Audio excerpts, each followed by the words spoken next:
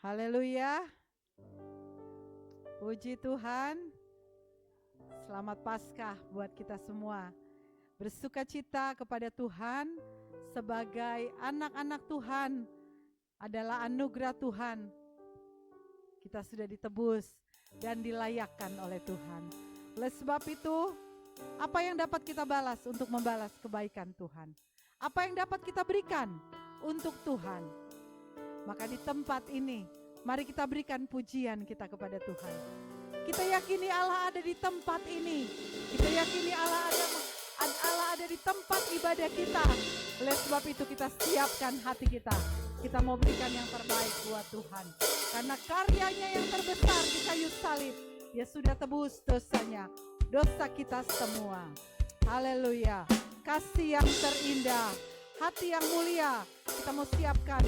Kita mau berikan pujian kita. Haleluya.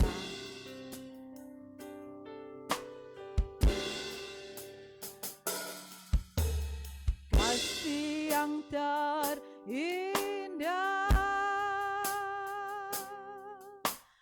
hati yang mulia,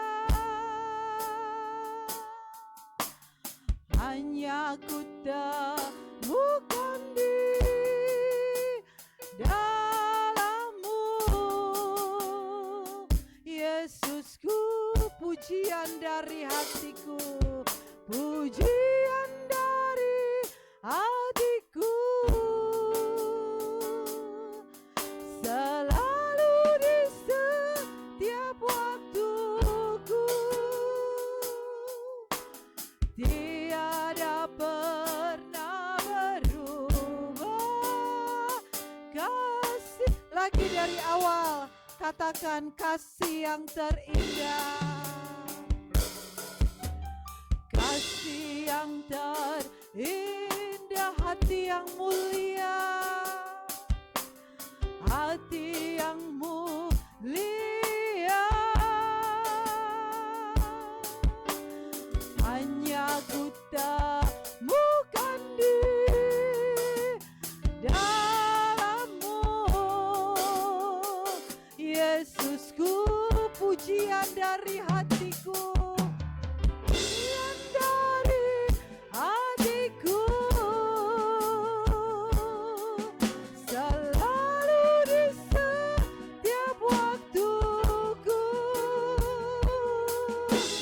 tiada pernah berubah. Kasih-Mu, katakan karya terbesar,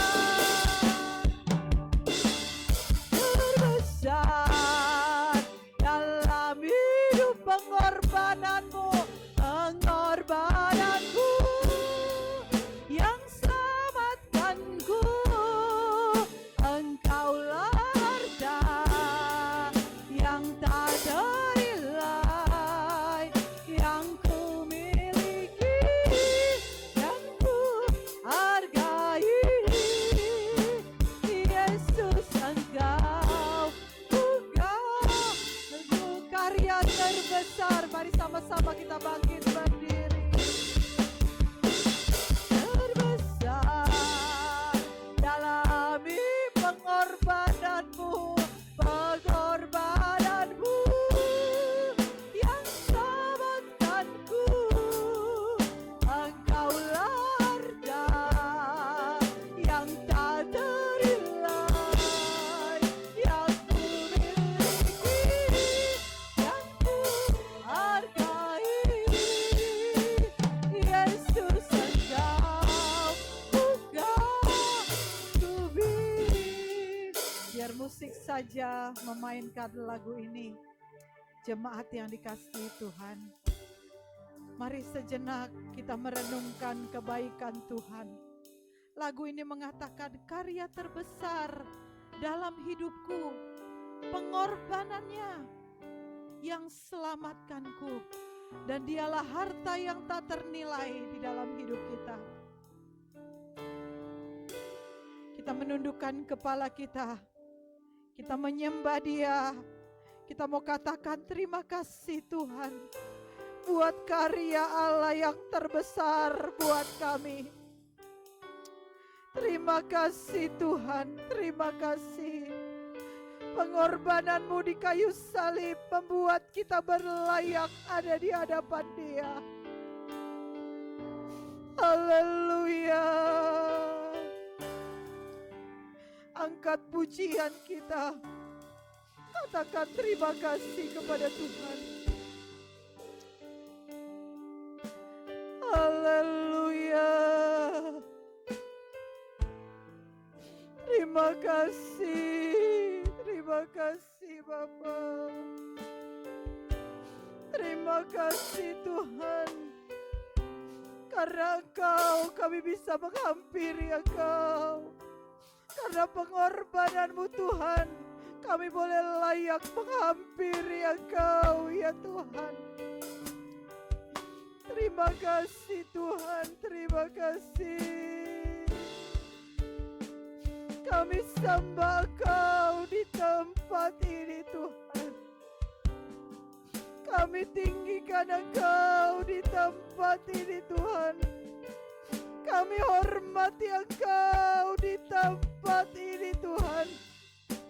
Allah yang datang kepada kami dengan kekudusan. Terima kasih Engkau layakkan kami.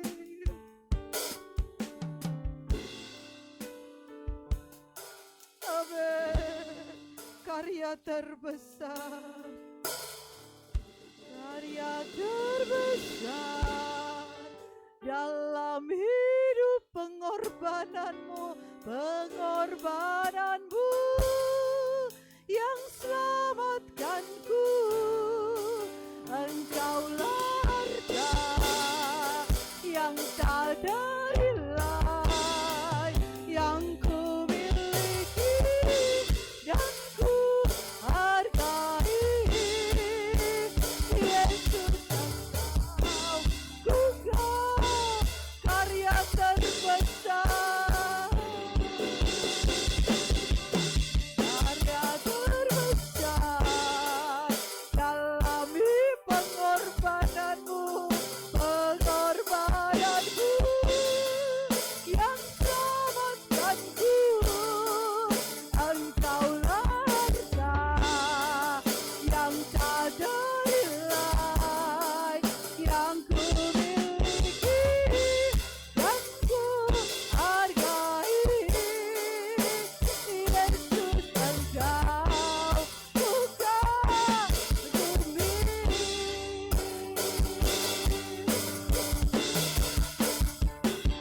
Ku kagum hormat, katakan ku kagum. Amin.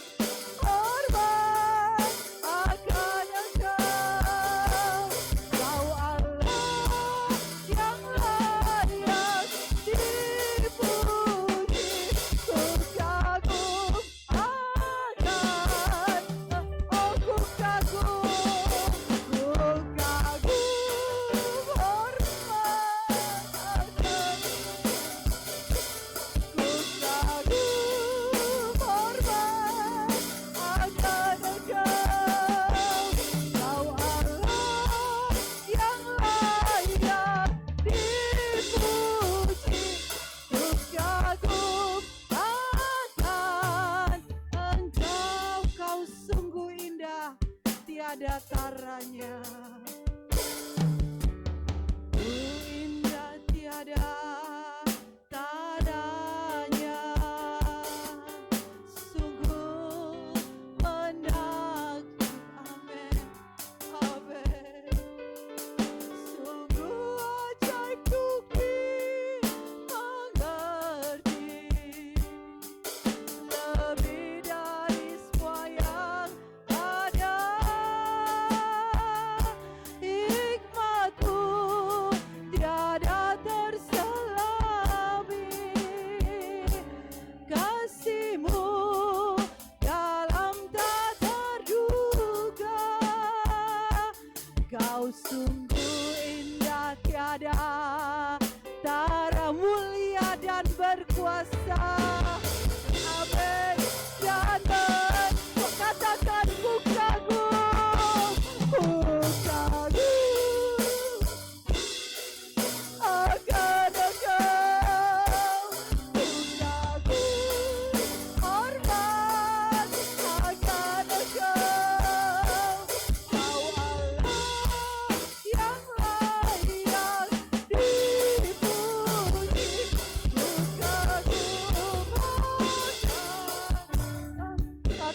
jemaat Tuhan.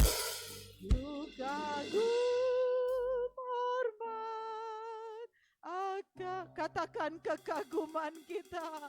Ku kagum hormat akan Engkau, Kau Allah yang layak dipuji. Ku kagum. Lagi sekali lagi katakan ku kagum, ku kagum. Biarlah ini datang dari hati kita. Kita hormati Dia. Ku kagum hormat akan Engkau, Kau Allah yang layak dipuji. Ku kagum aku kagum, ku kagum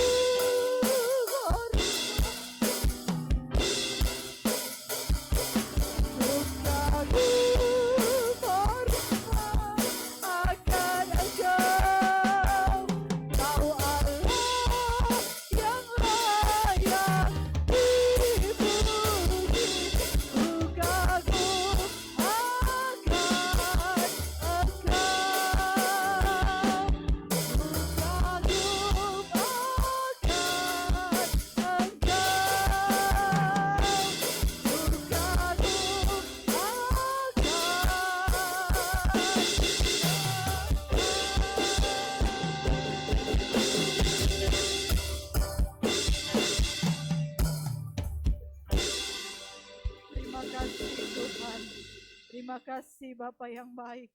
Sungguh kami menikmati setiap pujian yang kami naikkan kepada Engkau. Karya-Mu yang besar buat kami, membuat kami berlayak. Sehingga kami mengagumi Engkau. Kami menghormati Engkau di tempat ini ya Tuhan. Terima kasih Bapa yang baik, terima kasih. Terima kasih buat hari ini. Kami boleh memperingati hari kematian-Mu. Engkau menebus kami dengan darah-Mu. Siapa kami Tuhan? Siapa kami? Sehingga kami sangat berharga di mata Engkau ya Tuhan. Oleh sebab itu Tuhan, seperti Engkau menghargai kami, ajar kami mengerti keadaan kami. Ajar kami menghargai diri kami juga Tuhan. Untuk kami memberikan pujian kami yang terbaik buat Engkau. Kami percaya Engkau ada di tempat ini. Kami percaya setiap kami yang datang di tempat ini Tuhan, di saat kami memuji memuliakan nama Engkau dengan sungguh-sungguh dan datang dari hati kami ya Tuhan, kami percaya itu boleh menyenangkan Engkau. Kami percaya kami akan diberkati lewat puji-pujian ya Tuhan. Bahkan lewat kebenaran firman-Mu. Kembali kami percaya ada suara Allah yang kami siap dengar siang hari ini Tuhan. Oleh sebab itu Tuhan, biarlah Engkau memimpin ibadah kami dari awal sampai pada akhirnya. Maka di tempat ini kami ingin menikmati Engkau saja ya Tuhan. Maka di tempat ini yang kami cari hanya Engkau saja ya Tuhan. Bahkan selesai ibadah nanti, keluar nanti ketemu kepada siapapun kami ada, maka yang kami ceritakan hanyalah tentang Engkau ya Tuhan. Karena segalanya dalam hidup kami mau adalah hanya tentang Engkau yang besar di dalam kami. Terima kasih Tuhan, terima kasih. Kami mau memberikan pujian kami. Tuhan sucikan kami, Tuhan layakkan kami. Kuasa-kuasa yang tidak berkenan, yang ada di ruangan ini, yang ada di dalam hati kami, Tuhan kami mau patahkan di dalam nama Yesus. Dan biarlah kuasa Allah, kuasa Roh Kudus, Roh Tuhan yang menguasai tempat ini, Roh Tuhan yang menguasai kami semua, Roh Tuhan juga yang menguasai kami para pelayan Tuhan di tempat ini Tuhan. Terima kasih Tuhan, kami hormati Engkau, kami hormati kehadiran Engkau, dan kami akan berikan pujian kami yang terbaik hanya untuk Engkau ya Tuhan. Kami tidak mau terganggu dengan sekeliling kami, tetapi kami mau arahkan pikiran kami kepada Engkau. Kami mau arahkan kepada Engkau pujian kami Tuhan. Biarlah itu dapat memuaskan Engkau. Terima kasih Tuhan, terima kasih. Kami siap memuji Engkau hanya di dalam nama Tuhan Yesus Kristus. Haleluya. Amin. Kita tetap berdiri, kita angkat pujian. Bangkit, serukan nama Yesus. Amin. Mari kita bangkit, kita serukan nama Yesus.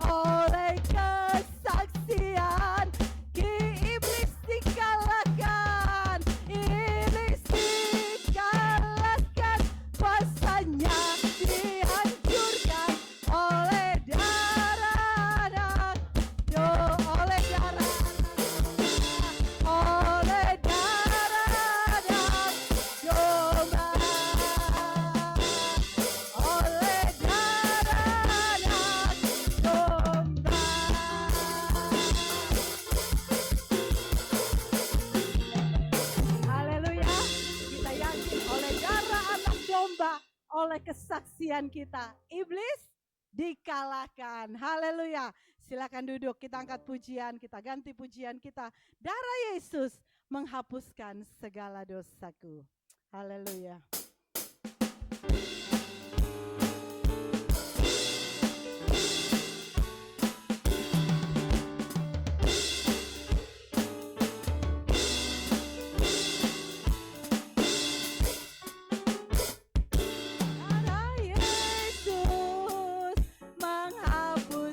Segala dosaku, bilur-Ye menyembuhkan segala sakitku. Amin. Kasih Yesus, oh sungguh indah. Kasih dan kuasa-Nya tidak lagi darah Yesus. Darah Yesus menghapuskan segala dosa. Oh bilur Yesus, amin, menyembuhkan segala sakitku. Kasih oh sungguh indah, amin. Kasih dan kuasa-Nya tidak berubah. Teriakan yang lemah Dia kuatkan. Yakin dengan iman kita, yang sakit Dia sembuhkan, yang susah Dia hiburkan. Haleluya. Kasih Yesus sungguh indah, kuasa Yesus tak berubah, dulu sekarang dan selama-lamanya. Yang lemah Dia kuatkan, yang lemah Dia kuatkan, amin. Yang sakit Dia sembuhkan, yang susah Dia hiburkan. Haleluya. Kasih Yesus sungguh indah, kuasa Yesus tak berubah, dulu sekarang dan selama-lamanya. Ku menang bersama Yesus Tuhan. Ku menang di dalam peperangan. Ku menang atas segala setan. Haleluya, haleluya. Ku menang bersama Yesus Tuhan. Ku menang di dalam peperangan. Ku menang atas segala setan. Haleluya, haleluya. Ku menang.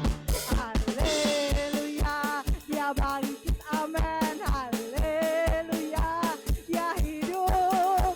Haleluya, Dia naik. Oh kudus turun. Haleluya, haleluya, Dia bangkit. Haleluya, Dia hidup. Haleluya, Dia naik. Roh Kudus turun. Ada kuasa dalam darahnya, darah Domba-Allah. Ada kuasa dalam darahnya, darah anak lagi. Ada kuasa dalam darahnya, darah Domba-Allah. Ada kuasa dalam darahnya, darah anak Domba-Allah. Kita akan mendengarkan kesaksian pujian dari Pelwap Lydia. Mari saya persilakan, siap-siap kita angkat pujian ini lagi. Ku menang bersama Yesus Tuhan.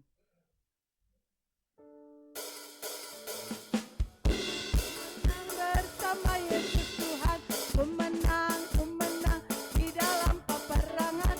Ku menang atas segala setan. Haleluya, haleluya.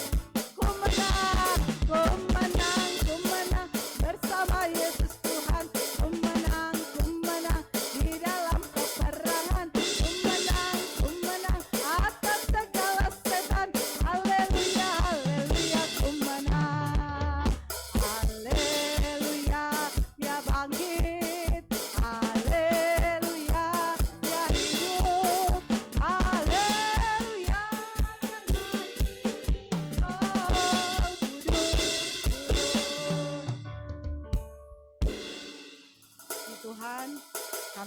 Wap Lydia ingin memberikan satu pujian dan kiranya ini bisa memberkati kita semua.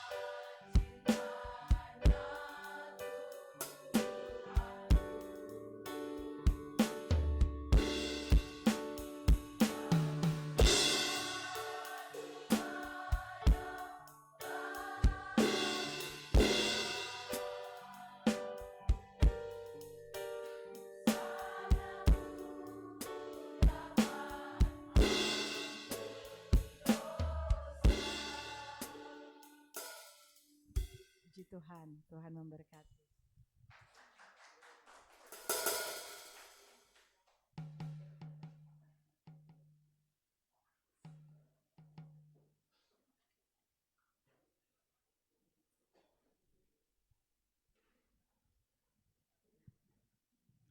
Jemaat Tuhan, diberi kesempatan untuk memberikan persembahan yang terbaik untuk Tuhan. Kita angkat pujian mulia-mulia bagi anak domba.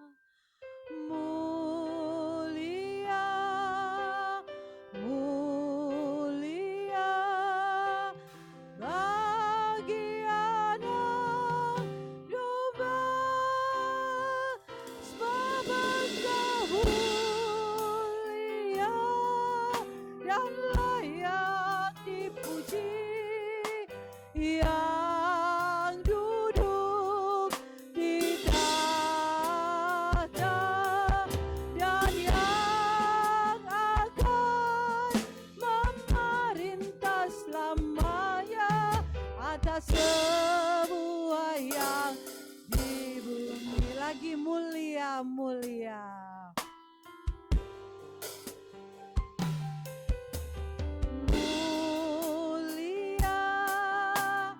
Mulia bagi anak domba.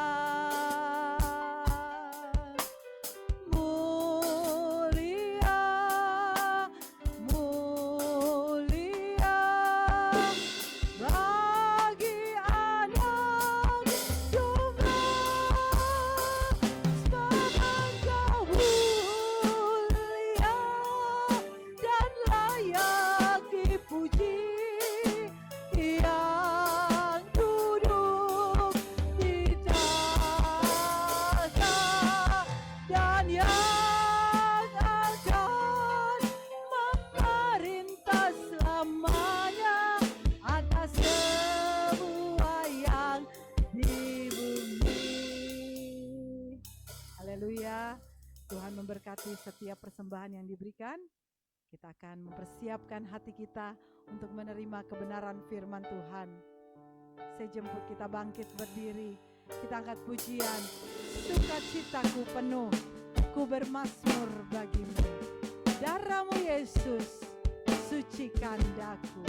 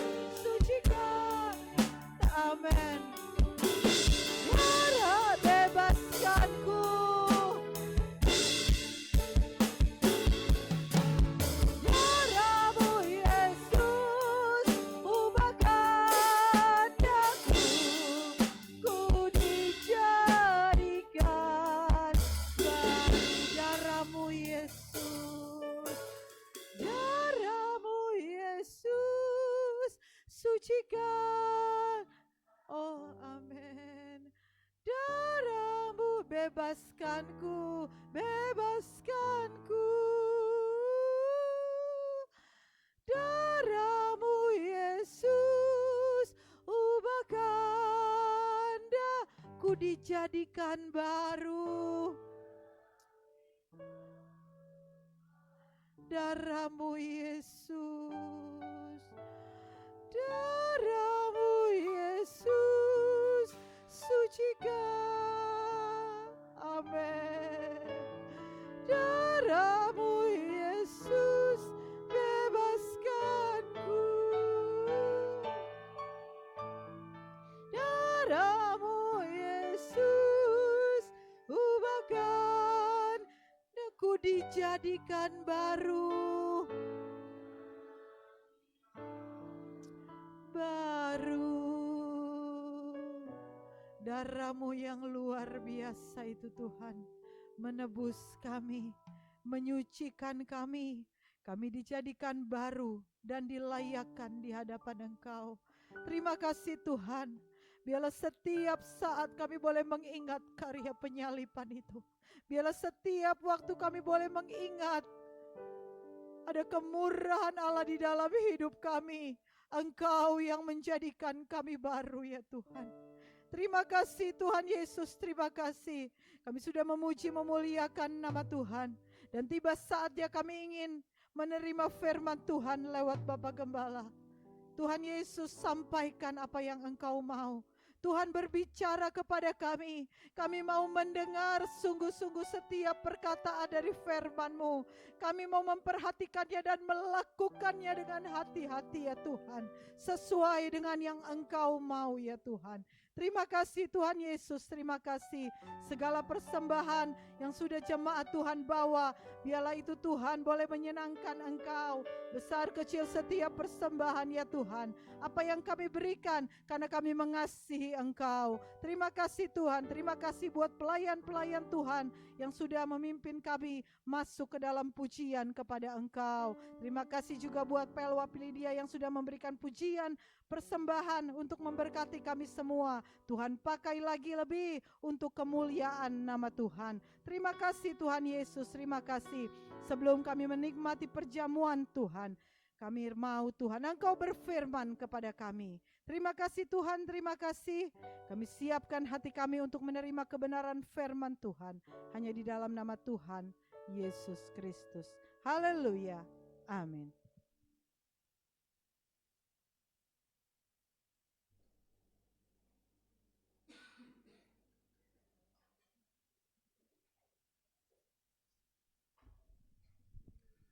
Haleluya. Haleluya. Puji Tuhan. Haleluya, puji Tuhan. Ya, selamat Paskah Bapak Ibu Saudara. Walau mungkin kalau banyak orang mengucapkan salam, mungkin yang kebanyakan muncul adalah selamat Hari Raya Jumat Agung. Ya. Tetapi kalau dilihat di dalam Alkitab, sebenarnya hari ini itu adalah hari Paskah. Ya, kenapa? Karena kalau dihitung dari sejak sejarah pertama, maka pada hari Kamis, sebetulnya sejak dari hari Kamis, itu hari di mana orang Israel diberi ketetapan bahwa mereka harus makan bersama. Ya, setelah mereka memotong hewan korban yang mereka sebut sebagai korban Paskah, itu memang jatuhnya pada hari Kamis. Ya, jadi ketika masuk hari Jumat itu sudah Paskah buat mereka. Hanya karena mungkin kalender kita ini beda dengan mereka. Ya. Dan kita lebih sering menggunakan kalender Masehi, kalender yang sekarang Bapak Ibu Saudara tempel di tembok-tembok. Ya, kalender yang juga dikenal dengan istilah kalender Gregorian namanya. Karena yang menemukan itu namanya Gregorian. Gregory maksudnya ya. Gregorius nama. Makanya yang kemudian mengikuti kalender Gregorius ini menyebut dengan kalender Gregorian gitu. Kalau kita sih ya bilang ya itu ya kalender biasa ya, kalender Masehi. Nah, karena orang Israel punya kalender sendiri yang memang hitungannya tidak sama gitu ya dengan hitungan yang kita pakai. Tetapi momennya itu tetap sama, saudara. Karena nggak mungkin harinya bisa dirubah. Ya. Cuman tanggalnya yang bisa berubah, tapi harinya kan nggak bisa dirubah. Gitu. Kecuali Natal, kalau Natal terbalik. Natal itu acuannya tanggal, yang berubah harinya. Jadi tanggal 25 mau dia nanti bisa di hari Senin, tahun depan dia bisa pindah ke hari Rebo, tahun depannya lagi dia bisa ke hari Jumat, pokoknya tanggal 25. Nah, kalau Paskah itu terbalik, yang justru yang ditetapkan harinya, tanggalnya yang bergeser. Dan harinya itu Kamis sebetulnya. Jadi Jumat itu sudah mulai masuk Paskah. Ya, jadi kalau saya katakan sama saudara selamat hari Paskah, ya itu yang benernya gitu ya. Tapi kalau orang mau bilang selamat Jumat Agung, ya nggak apa-apa juga gitu. Nggak salah juga, ya, terserah aja. Tapi yang jelas Paskah itu yang paling benernya. Selamat hari Paskah. Jadi kayak orang bengong saudaranya. Nah, kita mau melihat pada hari di mana orang-orang Israel ini juga sedang mau mempersiapkan diri untuk Paskah. Ini yang saya akan bahas bersama dengan jemaat Bapak Ibu Saudara dari bilangan 22 sampai 24 ini. Memang tidak pas di hari Paskahnya. Hari Paskahnya itu masih ada 2 bulan ke depan dari cerita ini, ya, yang akan kita bahas ini. Masih ada 2 bulan ke depan. Tapi dalam 2 bulan itu Allah sedang mempersiapkan orang Israel nanti ketika akan merayakan Paskah 2 bulan ke depan, mereka itu sudah betul-betul layak untuk mengikuti Paskah. Karena sejak orang Israel merayakan Paskah pertama di Mesir, ya, jadi dalam cerita pengembaraan ini, Paskah pertama yang orang Israel rayakan itu di Mesir, mereka merayakan itu dengan buru-buru. Buru-buru, saudara. Motong hewan buru-buru. Kenapa buru-buru? Emang gak ada waktu? Ya kalau mau ditunggu waktu sih banyak. Tapi karena setelah Paskah itu, mereka malamnya harus segera berangkat dari Mesir. Itu sudah ketentuan Tuhan. Mereka bukan berangkat besok paginya loh saudara. Mereka keluar dari Mesir itu tengah malam, Alkitab bilang. Tengah malam. Sementara aturan Paskah yang mereka dapati dari Tuhan itu harus dimulai sebelum jam 6 sore. Ya mau berapapun pokoknya sebelum matahari terbenam lah. Sebelum jam 6 sore. Mereka harus siapin semua itu. Mulai dari nyiapin kambing atau domba yang mau disembelih. Lalu kemudian menyiapkan mezbah bakarannya karena harus dibakar. Tapi bakar ini tidak pakai bumbu-bumbu. Sebab kalau daging hewan korban kemudian dibumbuin, maka dia nggak jadi hewan korban. Dia udah jadi makan malam namanya, saudaranya. Jadi tidak pakai bumbu-bumbu lah. Karena memang hanya daging itu saja. Makanya harus dipilih betul-betul hewan korban yang dagingnya baik, yang masih ada rasa dari dagingnya itu sendiri. Nggak dibumbuin. Nah buru-burulah mereka, mengapa?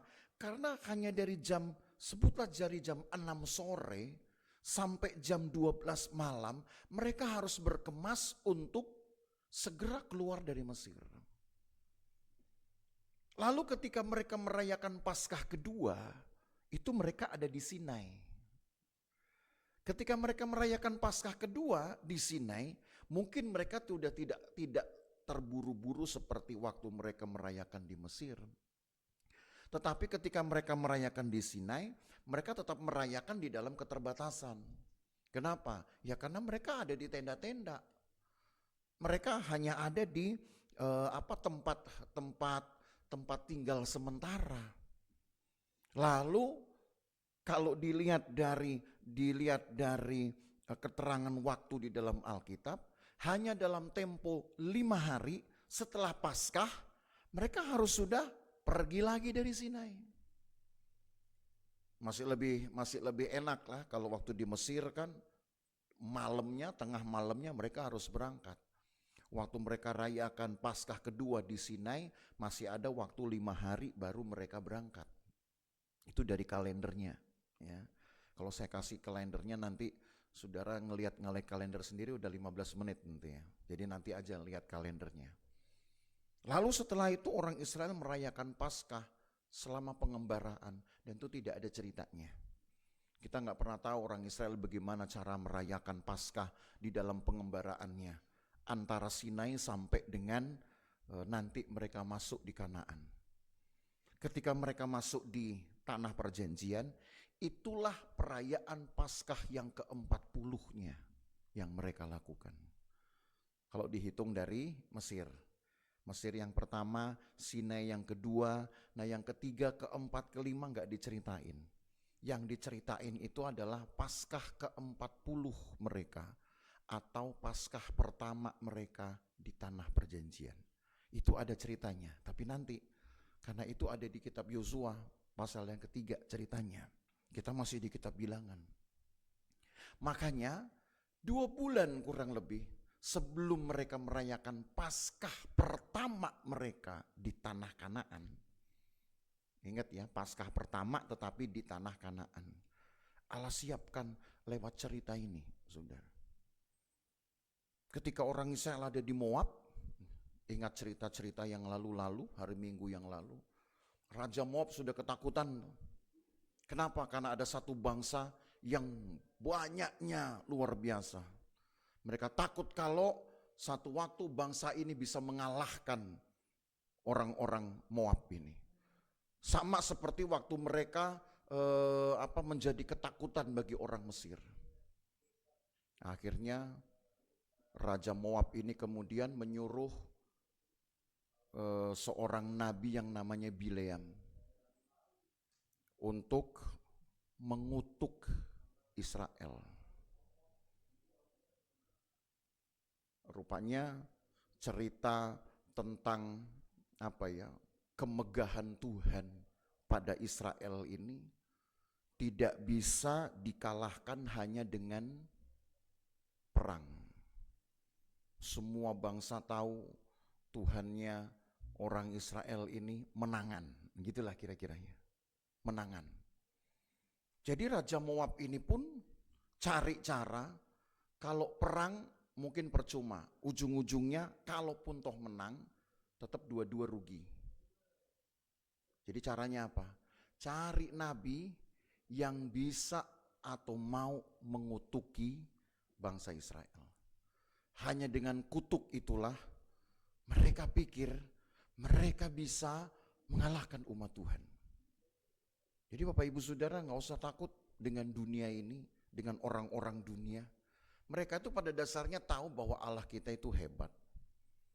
Satu yang mungkin bisa mengalahkan kita kalau kita kena doa kutuk. Dan itu yang diupayakan. Tapi doa kutuk, apa iya sih memang jadi satu-satunya senjata yang bisa mengalahkan anak-anak Tuhan? Nanti saudara akan lihat bahwa, makanya kenapa judul ini saya pilih, sekali diberkati tetap diberkati. Sebab kalau umat Tuhan itu sudah dipagari dengan berkat, orang mau doain dengan kutuk kayak apapun gak mempan. Jadi pada dasarnya anak Tuhan tuh gak ada yang bisa mengalahkannya. Tahu yang bisa mengalahkan anak Tuhan tuh siapa? Dirinya sendiri. Males, kemudian apa?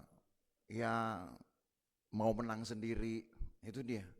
Lalu bermain-main dengan setan, bermain-main dengan dosa. Itu yang bisa membuat orang Kristen kalah. Tapi percayalah saudara, kalau seorang anak Tuhan bisa menjaga hidupnya dengan baik, maka tidak ada yang bisa mengalahkannya. Nah sekarang dicoba kan, oleh seorang raja ini, carilah namanya Bileam itu, disuruh mengutuk. dipakai dijemput lagi, saudara. Nah, ketika Bileam ini datang, nah mari kita lihat sekarang di Bilangan pasal yang ke-22. Ketika Bileam ini datang, maka saudara lihat sampai Raja Balak ini menjemput sendiri Bileam ini. Di ayat yang ke Bilangan pasal 22 ayat yang ke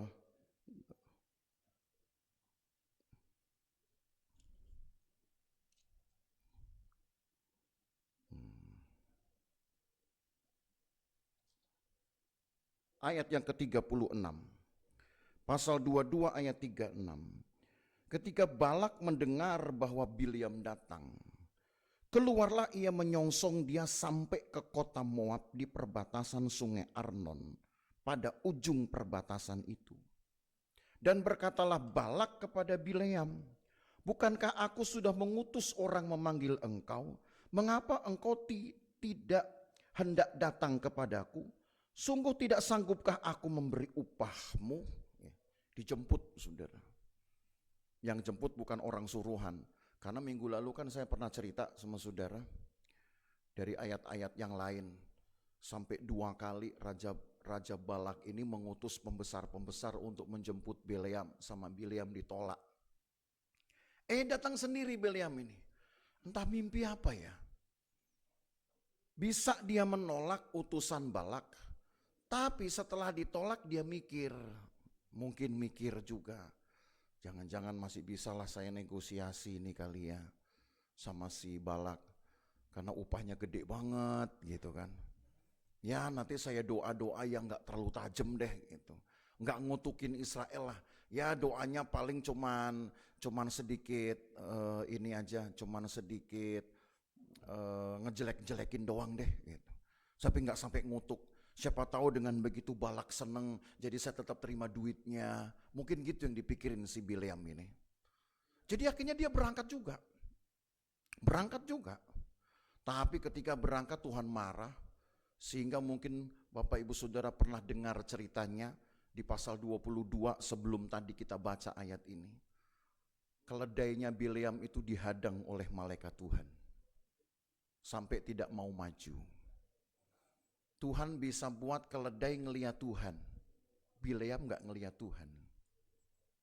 Kalau seandainya saudara di rumah kita ada kejadian seperti itu, orang lain bisa lihat Tuhan, saudara yang datang ke gereja gak lihat Tuhan, kira-kira nyesek gak itu?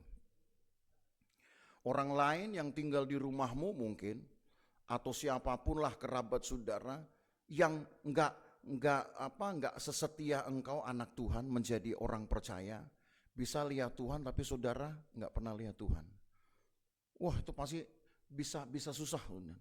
Padahal saya rajin ke gereja, saya rajin ikut ibadah-ibadah, saya rajin berdoa, kok saya belum lihat Tuhan. Itu sebenarnya pukulan. Apalagi ini yang lihat Tuhan bukan orang lain. Yang lihat Tuhan adalah keledainya, bisa lihat Tuhan. Dan karena keledainya itu kemudian takut, tidak mau jalan, dipukul. Dan begitu dipukul Tuhan yang balik marah. Gitu. Aku yang menghadang supaya engkau jangan pergi, tapi kau nekat pergi juga. Bileam kaget. Ya karena saya udah didateng-datengin melulu, katanya gitu. Daripada saya susah. Oke lah gak apa-apa, nanti sampai di Balak saya gak akan ngutukin Israel kok. Saya akan doain Israel, paling saya ngejelek-jelekin dikit lah gitu, supaya Balak senang. Tapi buat Tuhan itu merupakan sebuah pelanggaran. Tapi ya sudah, kalau sudah terjadi, Tuhan bilang ya udah kau pergi.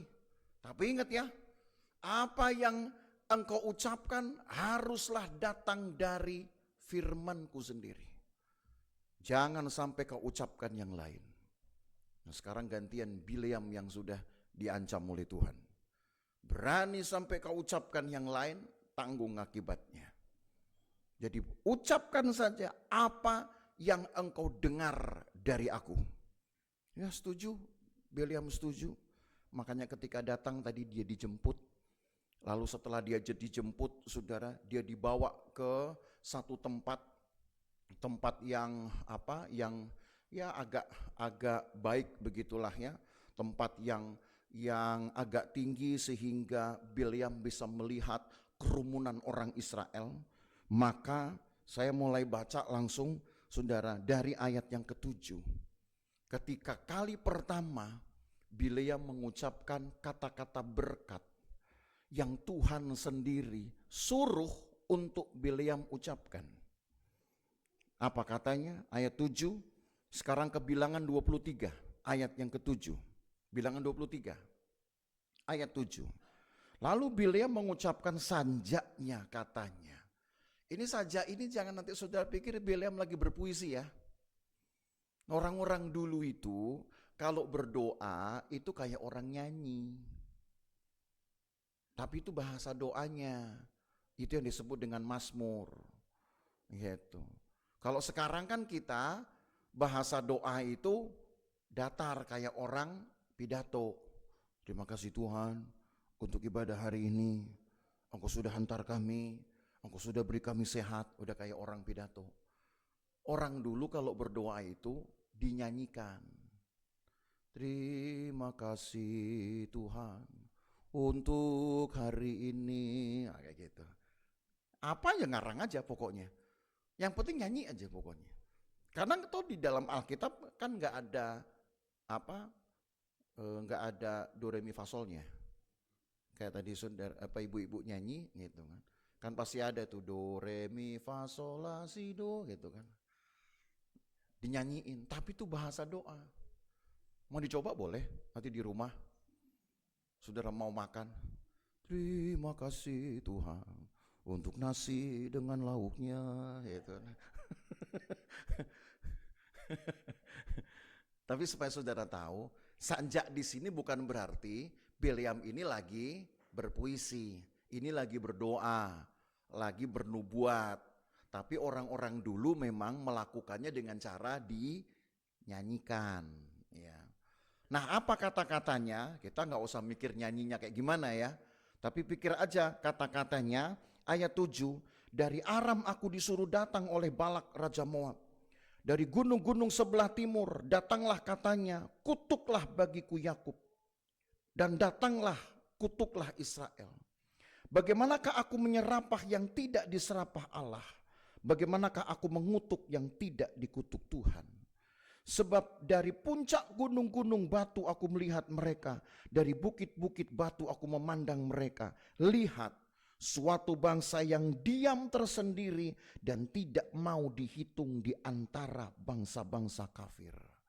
Siapa yang menghitung debu Yakub dan siapa yang membilang bondongan-bondongan Israel? Sekiranya aku mati seperti matinya orang-orang jujur dan sekiranya ajalku seperti ajal mereka. Ketika Bileam mengucapkan ini, yang Tuhan suruh untuk Bileam katakan adalah sebuah kesaksian bahwa bangsa Israel disebut sebagai bangsa tersendiri, bangsa yang menjaga dirinya, bangsa yang tidak mau asal bergaul, sebab bangsa ini tidak mau dihitung di antara bangsa-bangsa kafir. Ngerti maksudnya? Allah yang memberi kesaksian, Allah yang menjamin bahwa orang Israel ini gak gampangan. Tidak hanya sekedar bergaul dengan orang yang nanti menyusahkan dia. Tidak sembarangan bergaul yang bisa merusak nanti mentalnya. Tidak merusak kerohaniannya. Allah yang suruh Bileam ucapkan itu. Mungkin Bileam gak ngerti. Atau mungkin juga jangan-jangan orang Israel yang dengar ini juga heran. Oh iya, masa iya sih? Perasaan kami sepanjang kami berjalan 40 tahun, kurang 2 bulan. Kan 2 bulan lagi tuh mereka baru akan masuk Kanaan. Mereka mungkin dengar omongan Bileam ini, mereka lalu bilang dalam hati, rasanya dalam 40 tahun, saya mungkin sudah banyak bikin dosa, saya sudah banyak bikin salah, Tapi tahu nggak kenapa kemudian Tuhan mengucapkan kalimat ini? Karena Allah ingin orang Israel sendiri menyadari. Allah ingin orang-orang lain di sekitar Israel juga menyadari, tahu bahwa Allah tetap menginginkan bangsa ini punya sifatnya tersendiri. Lepas dari bangsa ini mungkin gak mau tahu atau acuh tak acuh, tapi Allah tetap ingin bangsanya, umatnya harus punya karakter sendiri. Saudara tahu gak bahwa sebenarnya hati Allah kepada kita masih seperti itu? Lepas dari kita mungkin bisa saja bikin dosa, masih saja kita bisa bikin kesalahan. Dan mungkin bahkan terus bikin kesalahan. Tapi Allah itu tidak pernah mundur, saudara. Allah tetap punya kehendak yang kuat. Satu saat dengan pekerjaan Tuhan yang terus ditambahkan, satu saat nanti ke depan, gereja Tuhan, orang-orang percaya saudara dan saya tetap punya sifat yang unggul tersendiri, yang tidak bisa dianggap dicap sama dengan dunia. Tuhan baik tidak, saudara? Baca lagi ayatnya ya. Ayat yang ke-9 itu. Bahwa yang kalimat yang B-nya saja, kalimat kedua. Lihat suatu bangsa yang diam tersendiri, tidak mau dihitung di antara bangsa-bangsa kafir.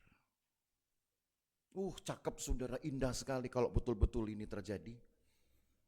Mungkin yang tentu paling puas pertama adalah Tuhan sendiri. Karena Tuhan berharap ini dia tahu. Dia tahu bahkan nanti ada beberapa kekonyolan yang harus dia dengar. Dia pengen umat Tuhan ini punya karakter sendiri, sifat yang paling baik di antara sifat-sifat orang-orang dunia. Tapi dia tahu juga kalau orang percaya itu susah benar diaturnya. Tahu dia. Termasuk umat Tuhan. Tapi satu hal Bapak Ibu Saudara, tangkap sebuah kebenaran ini. Bahwa Allah punya kerinduan untuk membuat umat kesayangannya itu mempunyai sifat yang unggul tersendiri, sendirian, lebih dari bangsa-bangsa lain. Saya baca ini, saya bilang terima kasih Tuhan. Sejelek-jeleknya hati anak-anak Tuhan, ya, apalagi selengeannya gitu, kalau saya pakai bahasa sekarang, anak Tuhan itu menjalani hidupnya serius atau enggak serius, mungkin enggak dijaga banget. Allah serius dengan kemauannya. Bagaimanapun juga, satu saat entah kapan, kalau enggak tahun ini tahun depan, kalau enggak tahun depan masih ada tahun-tahun berikutnya, yang disebut dengan umat Tuhan harus punya karakter tersendiri dan tidak boleh sama dengan dunia ini. Kalau kira-kira saudara mendengar firman Tuhan ini, apa yang menjadi pesan bagi saudara? Berarti kita berkata dalam hati, Tuhan berarti ngarepin saya jadi orang top. Berarti Tuhan mengharapkan saya jadi orang yang hebat. Masa kita gak pengen saudara? Masa tidak tergerak kita untuk memenuhi harapan Tuhan? Sementara kita tahu sekarang bahwa Allah punya hati yang baik untuk umatnya. Allah tetap punya hati yang tidak pernah berubah terhadap umatnya. Dengar ini, maka Balak marah. Kita baca ayat 13. Ayat yang ke 11 dan 12. Loncat ayat 11, 12. Balak marah. Apa yang Balak katakan? Lalu berkatalah Balak kepada Bileam, apakah yang kau lakukan kepadaku ini? Untuk menyerapah musuhku lah aku menjemput engkau, tapi sebaliknya engkau memberkati mereka. Balak marah, kau kujemput untuk nyumpain, tapi sekarang kau berkati. Lalu apa kata Bileam? Bukankah aku harus berawas-awas supaya mengatakan apa yang ditaruh Tuhan ke dalam mulutku. Ini memang susah nabi itu, saudara. Nggak bisa ngomong selain yang Tuhan inginkan. Sekalipun banyak yang mau diomong. Mungkin banyak di dalam pikiran ini udah penuh. Saya pengen ngomong ini, saya pengen nasihati orang itu, saya pengen mungkin ngebenerin orang itu. Tapi kalau Tuhan sudah bilang, kamu ngomong apa yang saya suruh, maka nggak bisa lagi. Dan itu Bileam sudah rasakan itu. Sebab kan Tuhan sudah bilang, oke kamu pergi, tapi jangan sampai kamu berkata-kata yang lain. Katakanlah apa yang aku berikan, katakanlah dari firman-Ku. Tapi sudahlah, Balak mungkin pikir, oke lah gak apa-apa. Mungkin si Bileam ini masih capek kali ya. Jadi lupa dia mesti nyumpahin. Masih mau ngerti lah si Balak ini. Akhirnya Balak ngajak lagi, udah kita pindah tempat yuk, pindah tempat. Nah, pindah tempat. Diajak pindah tempat. Ayat 13 coba saudara baca. Ayat 13. Lalu Balak berkata kepadanya, baiklah pergi bersama-sama dengan aku ke tempat lain. Dan dari sana engkau dapat melihat bangsa itu. Engkau akan melihat hanya bagian yang paling ujung. Tapi seluruhnya tidak akan kau lihat. Serapahlah mereka dari situ bagiku. Lalu dibawanyalah dia ke padang pengintai, ke puncak gunung Pisga. Kalau tadi tempat yang pertama itu saudara, itu di Kiryat Husot namanya. Itu saudara baca nanti di ayat-ayat sebelumnya. Sekarang pindah ke tempat lain. Balak pikir siapa tahu di tempat yang kedua Bileam udah makin lepas. Bileam bisa menyumpai orang Israel. Ya sudah, dibawalah ke Gunung Pisgah. Nanti Gunung Pisgah ini akan menjadi tempat di mana Musa akan berhenti di situ. Akan mati di situ. Ya, hanya tinggal beberapa hari saja sih sebenarnya. Enggak, paling hanya selisih dalam 2 bulan itu saja. Ya, jadi tidak berapa lama lagi Musa nanti akan mati di situ. Nah, di puncak Pisgah ini si Balak mungkin udah pikir-pikir, udah harap-harap, wah udah mau ngomong ini, udah mau nyumpai orang Israel nih. Nggak taunya ketepuk lagi dia saudara. Kenapa? Karena untuk kali kedua Bileam melepaskan berkat. Nah kita baca sekarang itu ada di ayat yang mulai ayat yang ke-18. Tapi saya nggak baca semua, saya baca saja hanya dari ayat 18 sampai 20. Ya, coba perhatikan. Lalu diucapkannya lah sajaknya. Tuh sajak lagi ya. Tapi ingat ya, sajak ini bukan berpuisi, tapi nubuat atau doa yang dilakukan. Bangunlah hai Balak dan dengarlah, pasanglah telingamu mendengarkan aku, ya anak Zippor. Allah bukan manusia sehingga ia berdusta. Bukan anak manusia sehingga ia menyesal. Masakan ia berfirman dan tidak melakukannya, atau berbicara dan tidak menepatinya? Jemaat Tuhan percaya bahwa Allah kita itu gak pernah nyesal. Allah kita itu tidak pernah berdusta. Kalau dia berfirman dia akan tepati. Amin. Percaya? Firmannya apa sekarang? Baca ayat 20. Ketahuilah aku mendapat perintah untuk memberkati, dan apabila dia memberkati maka aku tidak dapat membalikkannya. Makanya saya sebut, sekali Tuhan umat Tuhan diberkati, dia tetap akan diberkati. Makanya nanti sekian ribu tahun Daud pernah berdoa juga dengan kalimat yang sama. Coba kita lihat doa Daud di dalam 1 Tawarikh pasal yang ke-17. Daud pernah berdoa dengan doa yang sama, tapi ini setelah jaraknya, setelah dari peristiwa ini saudara sekitar 4 abad atau 5 abad kemudian. Maka di dalam 1 Tawarikh pasal 17 ayat yang ke-27. Daud berdoa, saya hanya ambil kalimat penutup dalam doa Daud. Sudah dapat? 1 Tawarik 17 ayat 27. Baca sama-sama ya. Sudah dapat? 1 Tawarik 17 ayat 27. Kita baca sama-sama. 2, 3. Engkau sekarang berkenan memberkati keluarga hambamu ini, supaya tetap ada di hadapanmu untuk selama-lamanya. Sebab apa yang engkau berkati ya Tuhan, diberkati untuk senang, saudara. Jadi doa Daud ini inspirasinya adalah doanya Bileam. Karena Bileam yang berkata tadi, kembali ke Bilangan 23 ayat 20. Apabila dia memberkati, maka aku tidak dapat membalikkannya. Tidak ada yang bisa menahan berkat Tuhan kepada umatnya.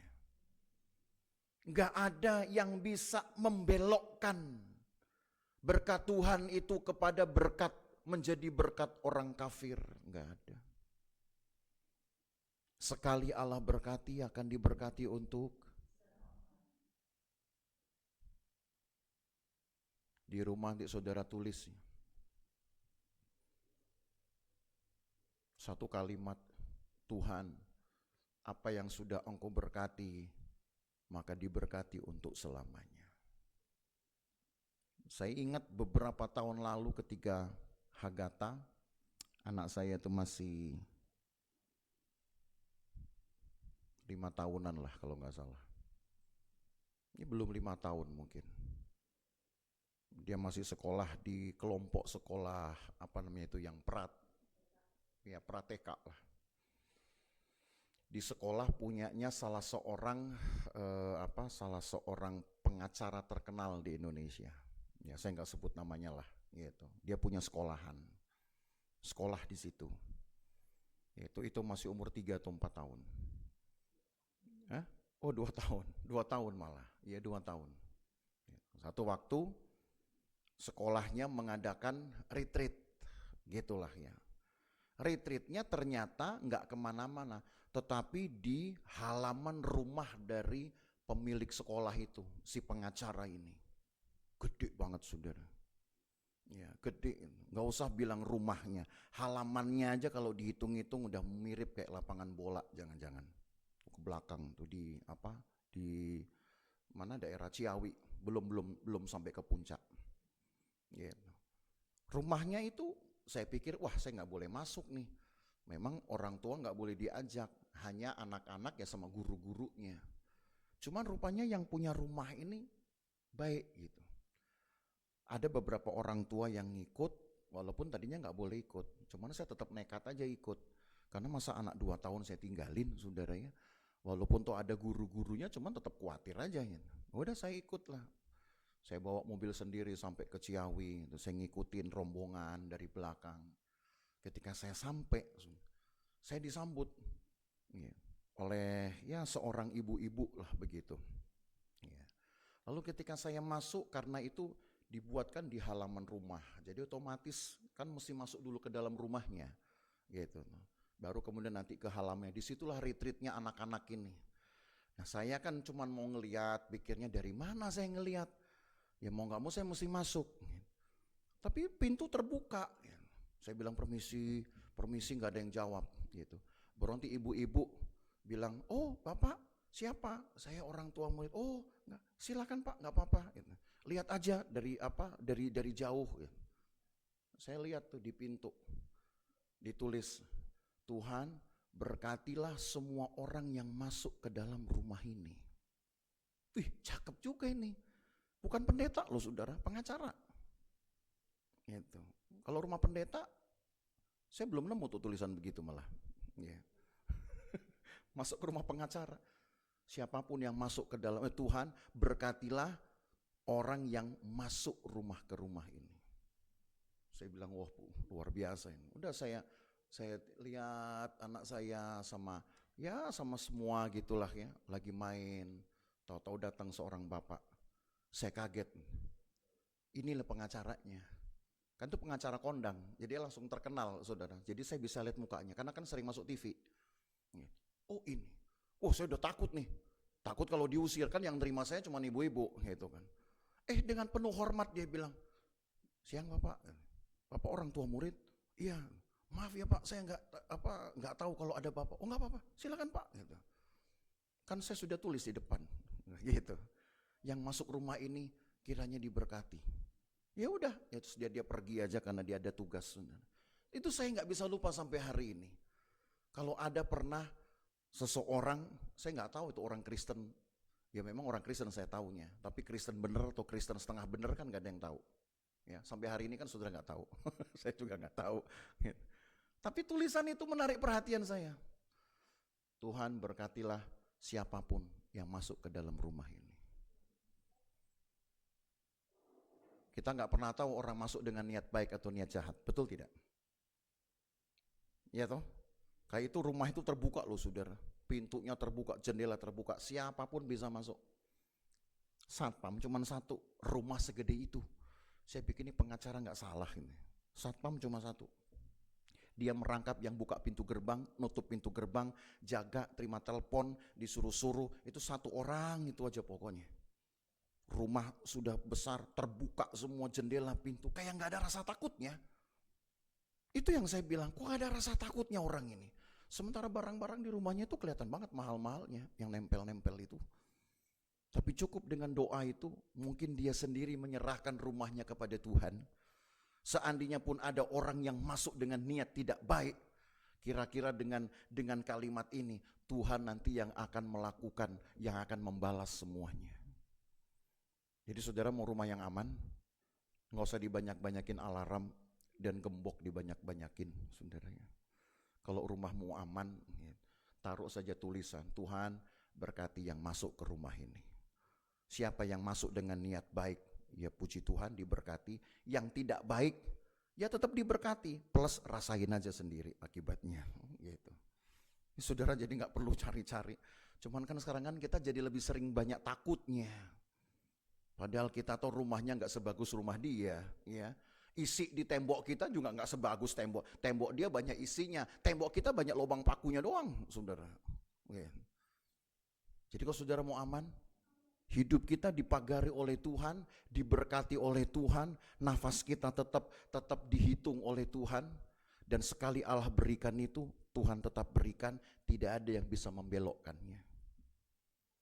Maka sekarang kita mengerti mengapa Tuhan tetap menjaga umat ini, sekalipun umat ini butuh waktu lama untuk dibikin bagus, untuk diperbaiki butuh waktu lama, tapi toh tetap Tuhan tunggu sampai akhirnya datang Yesus.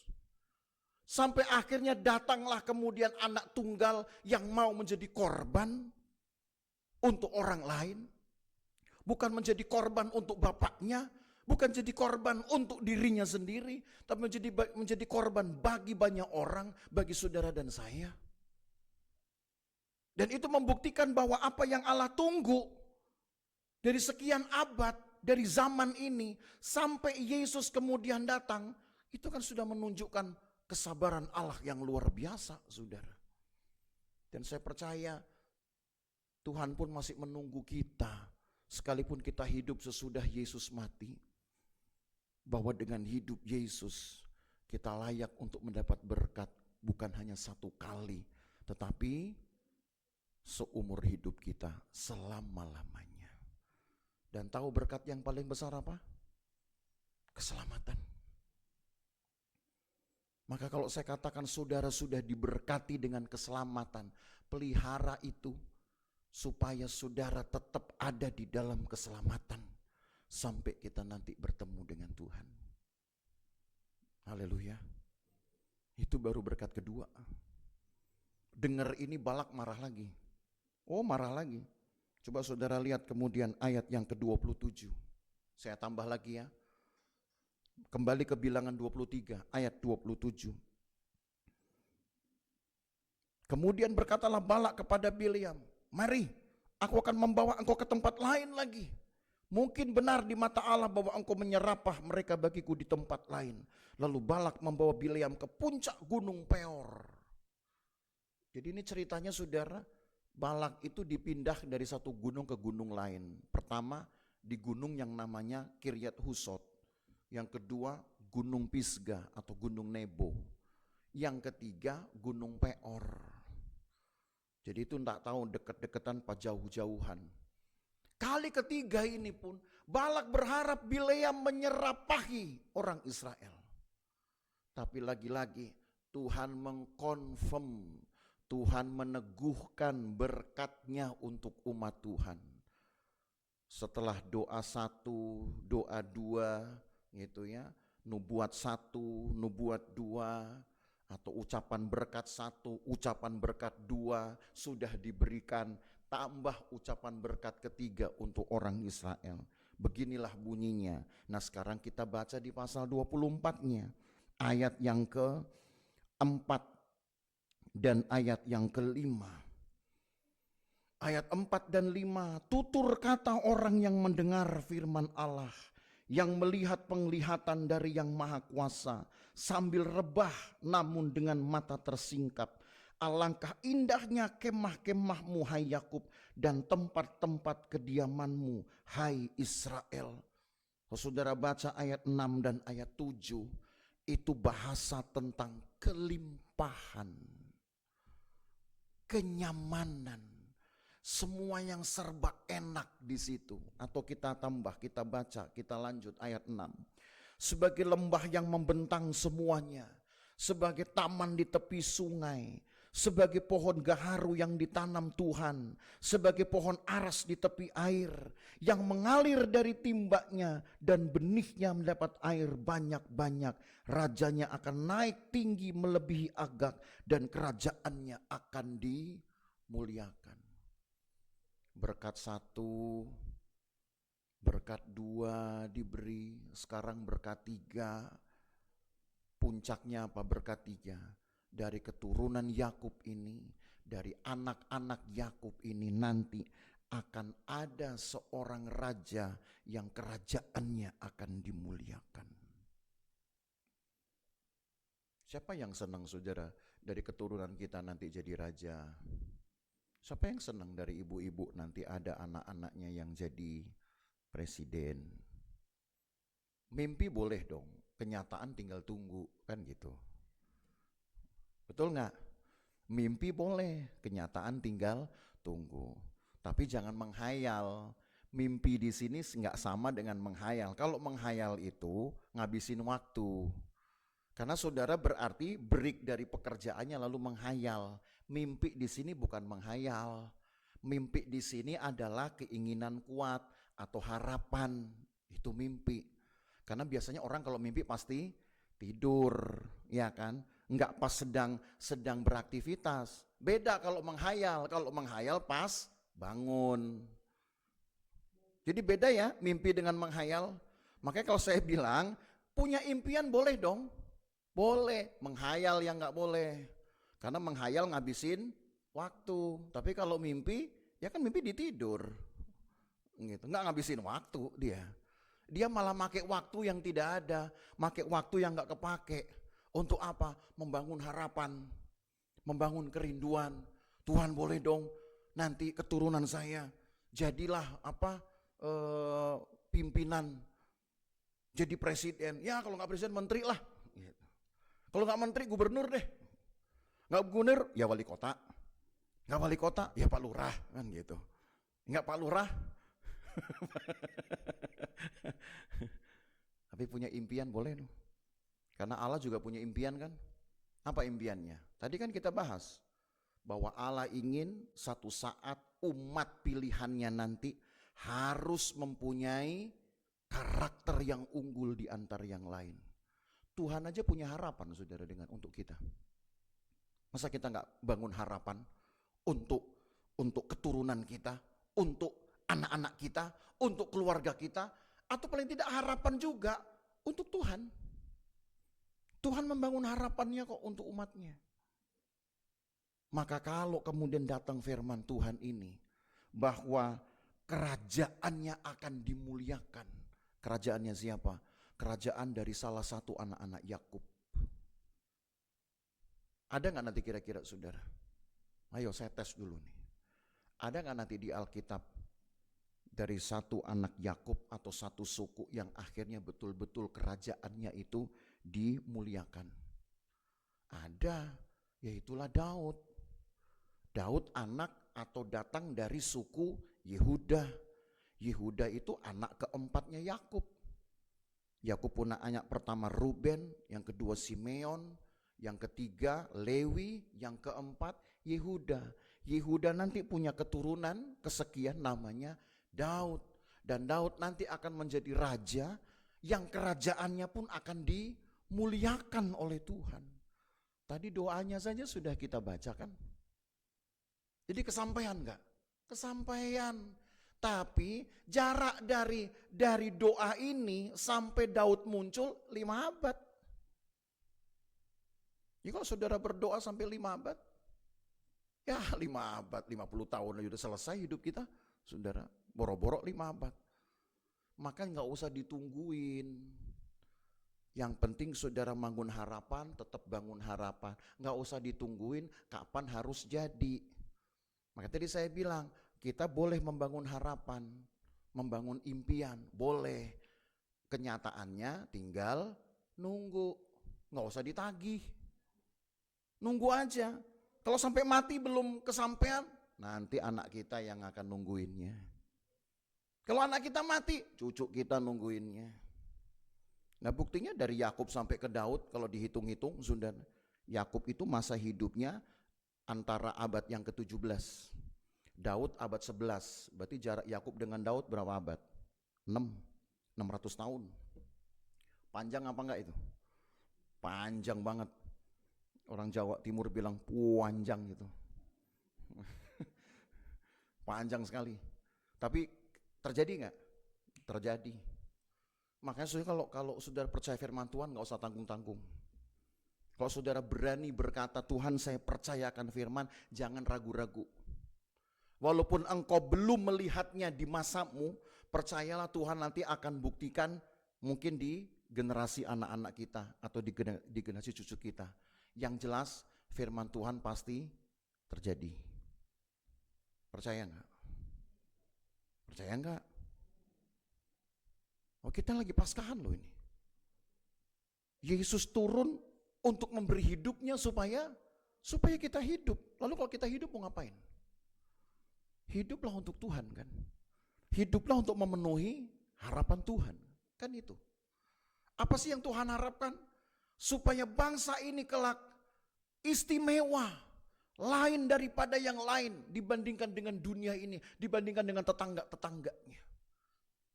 Dan supaya bangsa ini sendiri nanti yang dapat memperlihatkan Tuhan kepada dunia, kepada bangsa-bangsa. Itu baru maunya Tuhan. Kira-kira maunya Tuhan bakal jadi kenyataan enggak? Jadi ya? Jadi. Oke. Tapi pertanyaan kedua, kira-kira kalaupun jadi, jadinya di generasi siapa? Di generasi kita enggak? Harus kita tunggu lagi. Makin lama dong Tuhan dapatnya.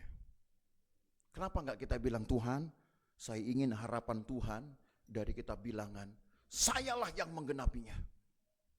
Saya ingin menjadi bangsa yang beda. Bangsa yang gak sama dengan dunia. Bangsa yang memperlihatkan Tuhan di dalam hidupku.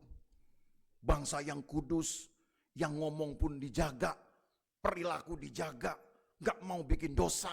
Walaupun saya digoda bisa. Betul apa betul kira-kira? Atau kita bilang, Tuhan kayaknya sih gak di saya nih. Tuhan tunggu lagi aja deh ya. Gitu. Nanti anak-anak saya, kelamaan Tuhan nunggu saudara. Tuhan nunggu dari kitab Bilangan udah umurnya udah puluhan abad loh dari kita. Makanya apa yang Allah sekarang lakukan, kerjakan dengan Paskah ini. Nah, saya nggak lagi banyak ngomong khotbah tentang Yesus yang mati disalib. Itu saudara kan udah banyak dapat khotbah. Sekali-sekali khotbahnya agak lain, gitu kan. Tapi ya khotbah Paskah juga. Sebab 2 bulan nanti dari sini mereka baru akan masuk tanah perjanjian. Mereka akan rayakan Paskah pertama mereka di tanah perjanjian. Paskah ke-40, tapi sekaligus Paskah pertama di tanah yang baru. Maka sebelum mereka rayakan itu, 2 bulan Tuhan kasih tahu, kau udah kusiapkan loh. Berkatmu udah kukasih 2 bulan sebelumnya loh. Hidupmu udah kujaga 2 bulan sebelum engkau paskahan loh. Paling tidak itu yang mau dikasih tahu, saudara. Allah nggak berkati itu tiba-tiba ketika saudara baru datang ke kebaktian. Allah nggak berkati tiba-tiba ketika saudara langsung tutup mata, Tuhan saya mohon berkat, langsung datang berkat. Engkau harus siapin dulu hidupmu kalau ingin diberkati. Jangan pikir bahwa ingin diberkati itu baru tiba langsung begitu kok engkau merem di gereja. Atau nanti di rumah langsung lipat tangan, tutup mata, berdoa. Langsung dapat. Siapin dulu. Hidup benar dulu dengan Tuhan. Karena yang Tuhan berkati ini sekali diberkati akan terus diberkati. Kalau yang diberkati bangsanya nggak siap, umat Tuhan nggak siap, nggak hormat dengan Tuhan, ya Tuhan juga tidak akan berkati. Jadi karena berkat Tuhan ini durasinya panjang, saudara. Maka Allah mau bangsa ini siapin dong dirinya, siapin hatinya supaya layak diberkati. Jadi orang diberkati bukan karena dia rajin, merem mata, lipat tangan. Orang diberkati bukan karena dia rajin dengan ibadahnya saja, hadirnya saja, tapi tertib hidupnya. Setuju? Hati-hati dengan perilakunya. Disiapkan hidupnya bukan hanya karena mau kebaktian, tapi sebelum kebaktian atau nanti sesudah kebaktian menuju kepada hari Minggu lagi, tiap hari saudara siapkan hidupmu. Tiap hari saudara buat hidupmu itu baik. Maka percayalah, sekali Tuhan berkati, engkau tetap akan diberkati. Jelas ya? Jelas dong, karena saya nggak punya ayat-ayat tambahan lagi. Jadi kalau nggak jelas, ya saya mesti nyari ayat dulu supaya bikin saudara jelas. Tapi jelaskan ya. Inilah berita Paskah. Yesus datang bukan hanya cuma sekedar jadi momen sejarah. Oh ya, Yesus dulu pernah datang. Yesus dulu pernah disiksa. Yesus dulu pernah disalib. Yesus dulu pernah mati, lalu bangkit. Cerita itu sekarang udah jadi kayak cerita anak sekolah minggu. Tapi yang jemaat perlu tahu, ketika Yesus datang dia beri hidup, kan berarti hidup itu kita yang pegang sekarang. Lalu mau ngapain dengan hidup ini? Nah gitu loh. Penuhilah harapan Tuhan. Dengan hidup kita penuhi harapan Tuhan. Apa itu? Tuhan ingin kita semua ini umat Tuhan, termasuk jemaat di GPD Losufan ini, termasuk mereka yang juga ikut dengar firman Tuhan nanti dari YouTube. Mereka mulai terbangun bahwa mulai hari ini akan menjaga hidupnya, membuat dirinya layak, supaya ketika Tuhan berkati, itu akan terus jadi jaminan diberkati. Kenapa? Ya karena Tuhan senang dengan hidup kita. Tuhan senang dengan hidup kita. Kayak orang tua senang dengan anak-anaknya karena baik. Kalau nggak baik kan sering kali marah. Ya, bisa-bisa yang mau kita kasih kita tahan. Tapi kalau kita senang, kalau anak kita bikin senang terus-menerus, wah bapaknya mungkin kasih terus.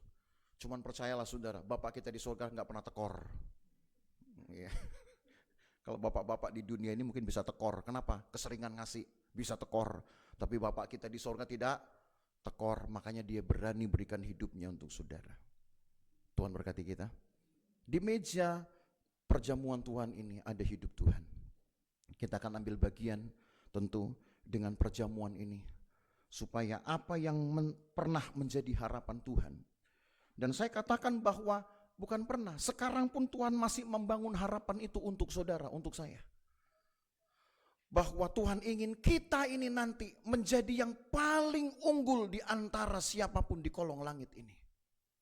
Bicaranya baik, perilakunya baik, ibadah baik, korban baik, pengabdian baik, ketekunan baik, semuanya baik.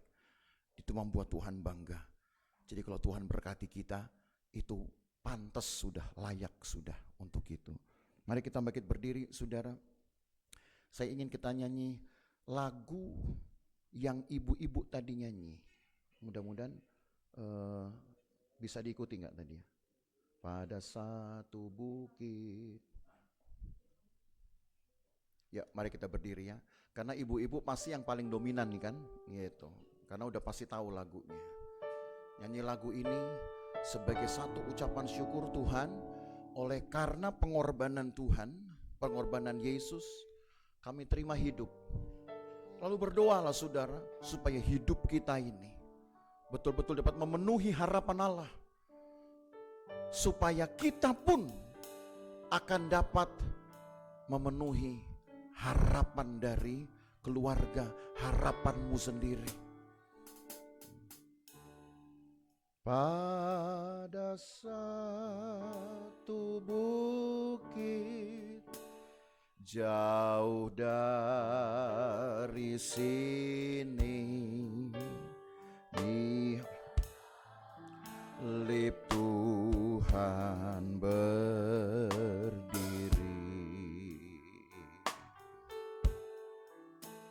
sepotong kayu kasar, tanda dosa besar. Di sana Tuhanku telah mati. Ku datang pada salib itu, ku ingat cintanya Tuhanku. Biar ku jatuh pada kakinya, sana ku dapat ampun dosa. Banyak orang mau anak-anak Tuhan itu mungkin jatuh. Banyak orang mau kita ini anak-anak Tuhan maunya mungkin murtad, mengkhianati Tuhannya. Mungkin dunia mau seperti itu, saudara. Tapi itu tidak menyurutkan keinginan Tuhan untuk memberikan anaknya yang tunggal untuk mati. Bukan satu-satu anak diberikan untuk menerima semua yang enak, untuk mati, memberi hidup bagi kita. Tapi dari situlah kita tahu bahwa sebenarnya yang paling dicintainya ternyata bukan hanya anaknya yang tunggal. Yang paling dicintai adalah saudara dan saya. Karena anak yang tunggal harus memberikan hidupnya untuk saudara dan saya. Dari situlah saudara harus tahu yang paling dicintai oleh Tuhan adalah kita, saudara. Allah tidak pernah minta hidup kita. Allah tidak pernah minta kita berkorban nyawa kita. Tapi Allah hanya berikan hidup dari anaknya yang tunggal, supaya hidup itu akan membawa kita memenuhi kehendak Allah. Apa yang diberkati Tuhan akan terus diberkati. Hanya supaya saudara layak diberkati, saudara hiduplah benar. Supaya saudara pantas diberkati, hiduplah benar. Maka percayalah saudara, berkatmu tidak akan pernah dibelokkan kemanapun. Allah tetap akan memberkati saudara sampai anak-anakmu besar, sampai cucumu besar, sampai generasimu yang lain besar. Itu firman Tuhan. Karena padamu ada hidup Tuhan sekarang. Maka tentu Allah bisa mengerjakan banyak hal dengan hidup Tuhan yang ada pada saudara. Karena kita sekarang adalah umat yang dicintai. Hiduplah dengan penuh cinta kepada Tuhan.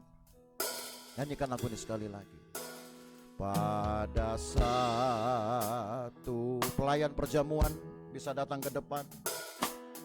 Dari sini lihat lip Tuhan berdiri,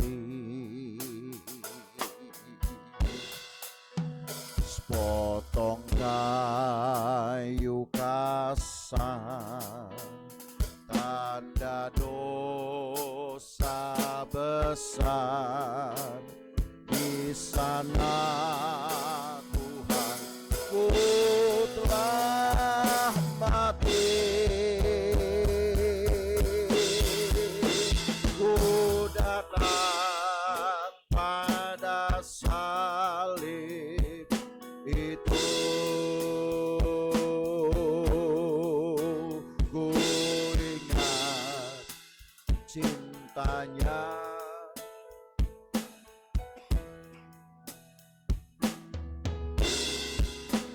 Biar ku pada kakinya, sana ku dapat ampun. Tuhan Yesus, mohon berkat-Mu Tuhan untuk roti dan anggur perjamuan Tuhan. Persekutukan ini dengan tubuh dan darah-Mu mendatangkan kuasa yang memberi kehidupan.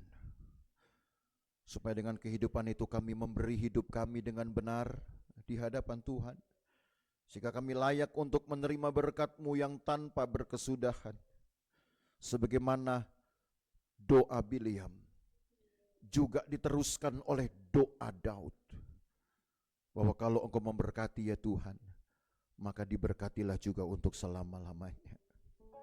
Hanya anak-anak Tuhan yang layak yang mendapatkan keistimewaan ini. Sekali diberkati akan terus diberkati ya Tuhan. Kami tidak bisa melepaskan diri dari berkat Tuhan. Kami hanya hidup dari berkat Tuhan. Tapi kiranya berkat ini bukan hanya sekali-sekali dan putus, tapi biarlah terus berkelanjutan. Asal kami menjadi orang-orang yang layak dan menyenangkan Tuhan. Berkati roti dan anggur perjamuan-Mu. Layakkan kami umat-Mu menerimanya, supaya hidup kami semakin layak di hadapan Tuhan. Dalam nama Tuhan Yesus Kristus kami berdoa. Haleluya. Amin. Silakan duduk, saudara, akan dilayani dan kita menyanyikan tetap lagu ini. Pada satu bukit jauh dari sini, di lip Tuhan berdiri, sepotong kayu kasar, tanda dosa besar. Di sana Tuhan ku telah mati, ku datang pada salib itu, ku ingat cintanya Tuhanku.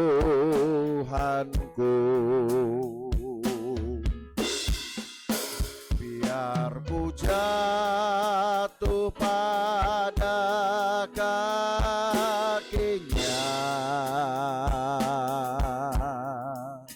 sana ku dapat ampun dosa.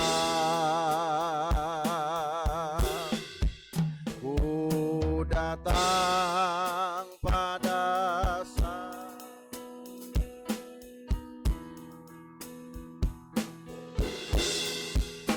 ku ingat cinta. Mari kita berdiri, saudara.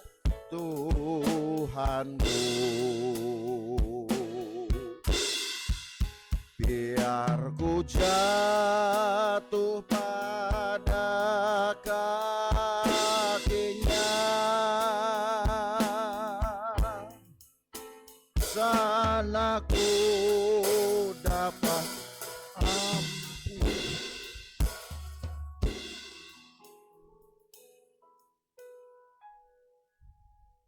Haleluya.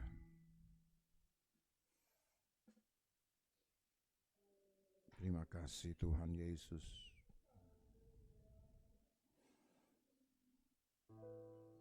Kalau kami harus merenungkannya, mungkin pun tidak habis kami merenungkannya.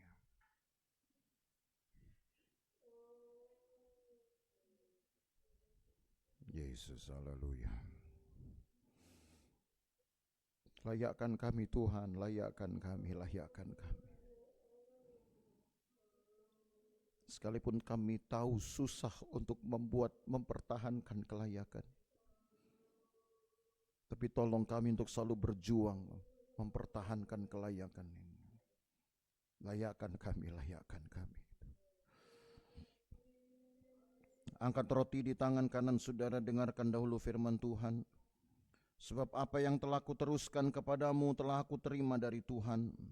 Itu bahwa Tuhan Yesus pada malam waktu ia diserahkan mengambil roti. Dan sesudah itu ia mengucap syukur atasnya, ia memecah-mecahkannya dan berkata, inilah tubuhku yang diserahkan bagi kamu, perbuatlah ini menjadi peringatan akan aku. Tubuh ini dipecah-pecahkan untuk kemudian diserahkan. Diserahkan untuk diambil dengan iman bagi mereka yang percaya. Karena di dalam tubuh ini ada kesembuhan. Ada kesembuhan. Ada luka-luka yang menyembuhkan batin kita khususnya. Mari kita makan dengan percaya. Dalam nama Tuhan Yesus Kristus.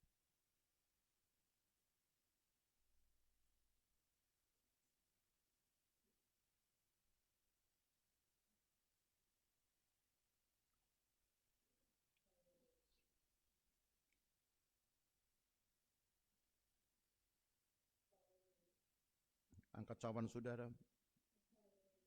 Dengarkan dulu firman Tuhan. Demikian juga ia mengambil cawan sesudah makan. Lalu berkata, cawan ini adalah perjanjian baru yang dimeteraikan oleh darahku. Perbuatlah ini setiap kali kamu meminumnya menjadi peringatan akan aku.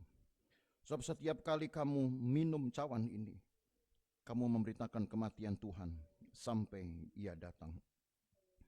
Cawan perjanjian baru yang isinya adalah memberi hidup yang baru. Dosa telah membuat seluruh manusia mati, tapi dengan hidup Tuhan ada perjanjian yang dibaharui. Yang percaya harus hidup untuk Tuhan. Kita yang percaya berarti juga harus hidup untuk Tuhan. Karena dengan hidup untuk Tuhan kita akan memenuhi harapan Tuhan. Minum dengan percaya saudara, supaya semua mujizat karena darah ini, yaitu keselamatan yang dikerjakan itu pun kita terima dan kita pertahankan sampai hari ini. Kita minum dengan percaya dalam nama Tuhan Yesus Kristus.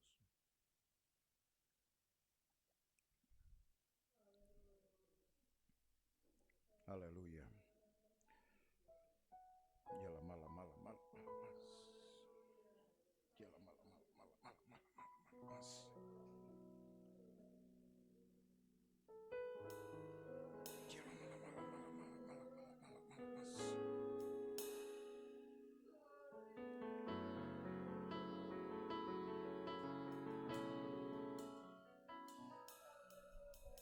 Terima kasih Yesus.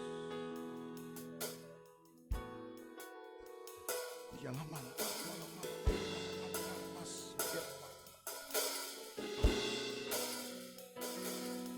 Terima kasih Yesus. Haleluya, haleluya. Terima kasih Tuhan, haleluya. Terima kasih Yesus.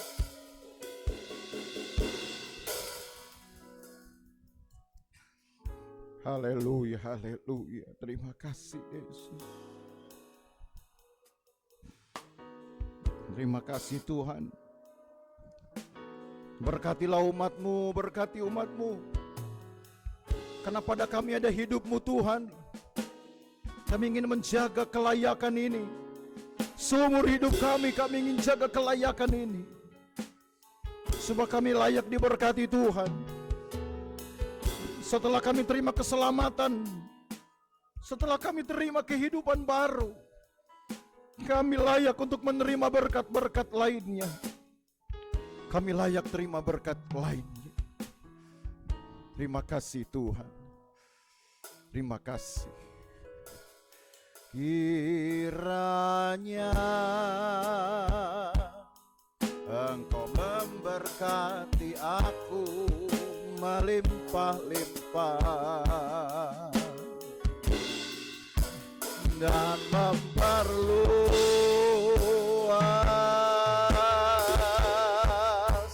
daerahku,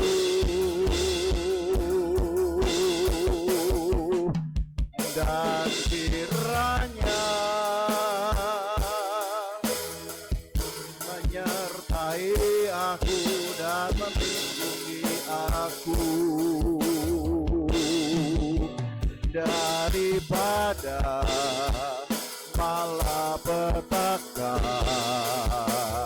sehingga kesakitan tidak menimpa. Lagi sekali, kiranya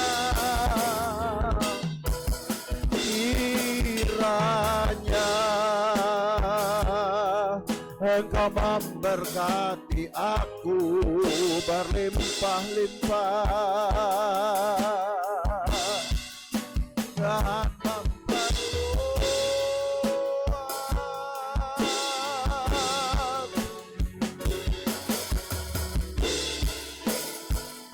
Haleluya. Dan kiranya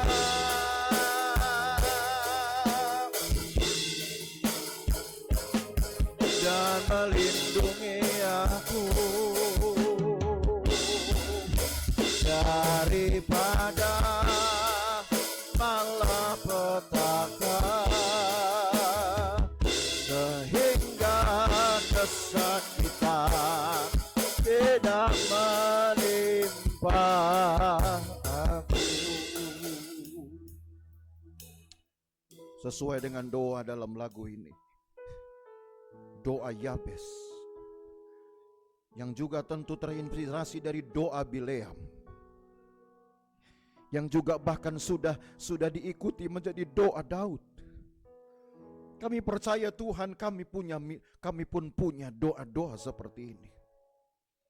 Sekarang kami hanya ingin memegang janji Tuhan saja.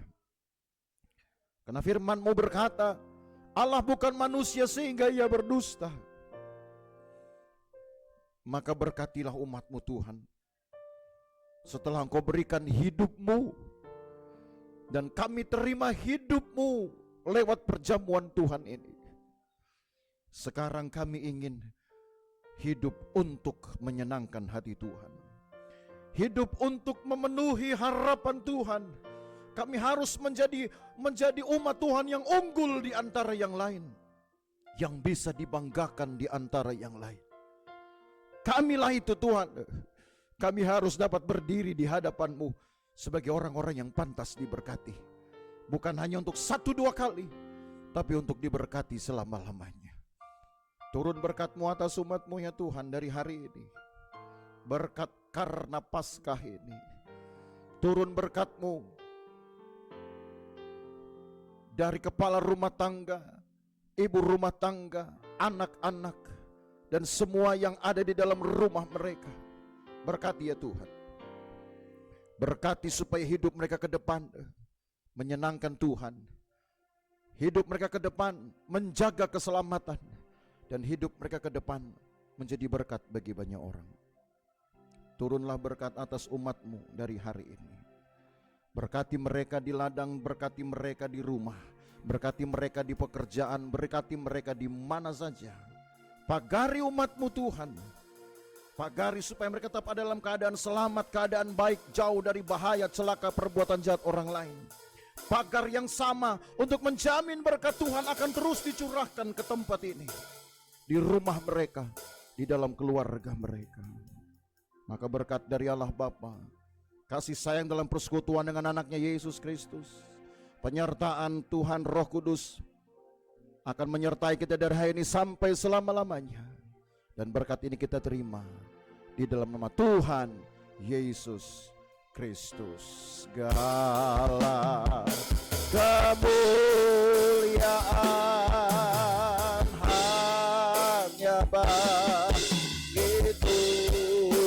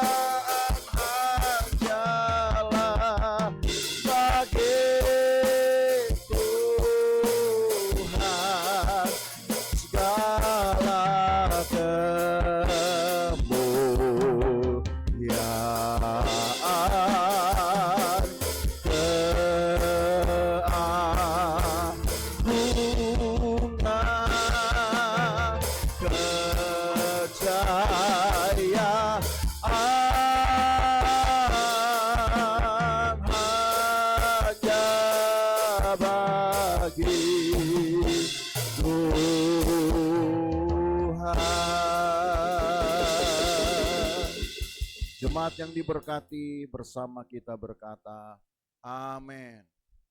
Puji Tuhan, selamat Paskah lagi. Oh ya, jangan pulang dulu. Ada makan Paskah.